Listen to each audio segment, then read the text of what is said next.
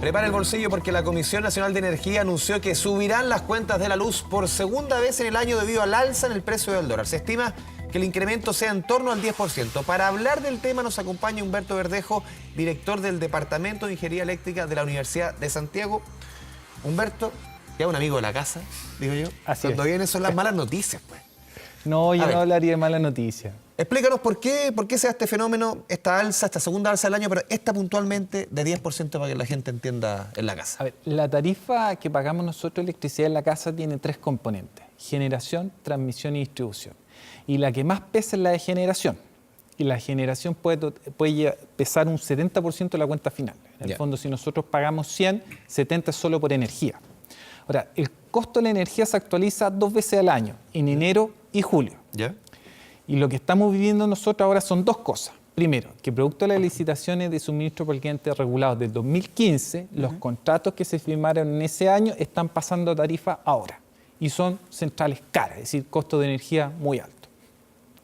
Esos contratos, en función de que a medida pasó el tiempo, las licitaciones empezaron a bajar de precio. Entonces nosotros vamos a ver un precio más bajo en energía recién en el 2021. Ya, eso para vincularlo con lo que alguna vez vimos en las noticias, salía el exministro de Energía Máximo Pacheco, indicando que en el futuro iban a bajar las cuentas. ¿Se refiere a eso? Exacto. Lo que pasa es que el exministro cometió un error, digámoslo derechamente. Él dijo, con estas licitaciones de suministro, en 2 años más los precios de la energía van a bajar al 50%. Y eso fue un error.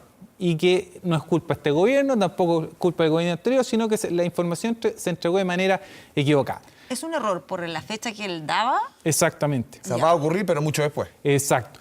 Los precios baratos van a empezar de energía, pasarán a tarifa recién en el 2021.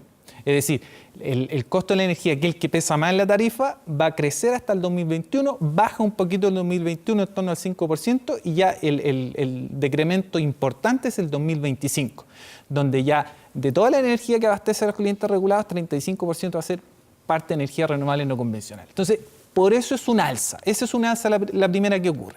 Y lo segundo es que los contratos están indexados en dólares. Entonces, si el dólar sube, y como los contratos se actualizan cada 6 meses, lógicamente va a impactar en tarifa. Para que la gente entienda, no es esta alza del dólar, sino que una alza que ocurrió hace No, ya es una bastante alza tiempo. acumulada. Hay que recordar también que el decreto tarifario de enero, que era el 20T, entró en operación en mayo. Entonces, lógicamente, hay 4 meses que pasar a tarifa. Y la ley indica que en el siguiente proceso tarifario hay que hacer, en este caso, arreglar la caja para poder pagarle a la empresa de generación. ¿Por qué está indexado en dólares? Porque se trata de la misma manera que el petróleo, que el cobre, que la fruta, todo en un mercado internacional, es un commodity. Entonces, en ese sentido, todos los precios de energía están en dólares.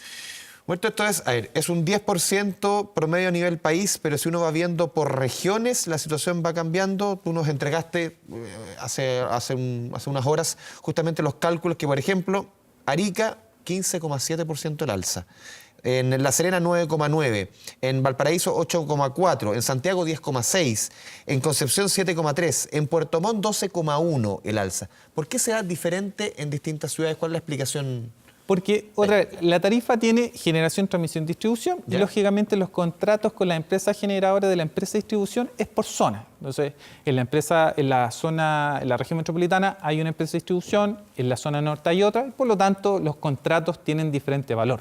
También la transmisión va a tener un valor diferente en función del lugar geográfico que estemos localizados. Y finalmente la transmisión, la distribución, que es el tema que ha estado más de moda con modificar el valor agregado de distribución, también depende por las famosas áreas típicas que tiene el sistema de tarificación para clientes regulados. Entonces, lógicamente, el precio de la energía no es único, la tarifa final no va a ser la misma para todos los habitantes del país.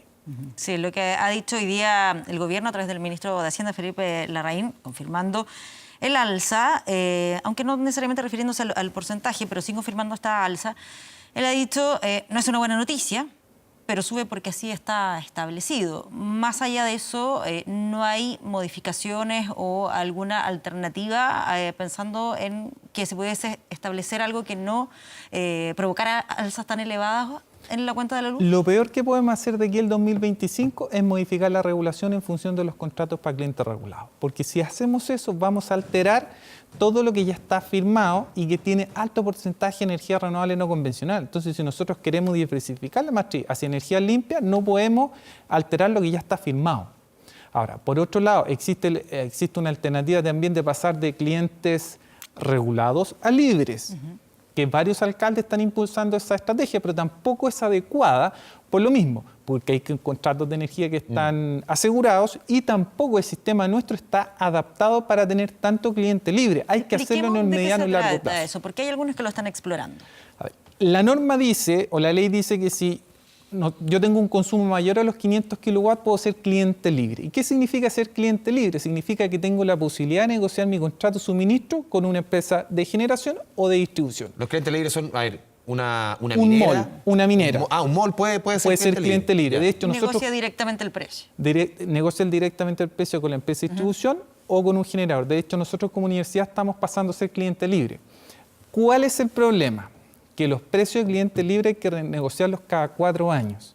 Entonces, ahí aparece un poco la incertidumbre que puede haber, que puedo hacer un contrato bien hecho y puedo tener un precio bastante positivo por 4 años, pero los 4 años siguientes tengo que volver a negociar. Entonces, los municipios en este caso están quedándose con la idea de que pasar a cliente libre es la solución, pero principalmente para ellos no es lo más efectivo.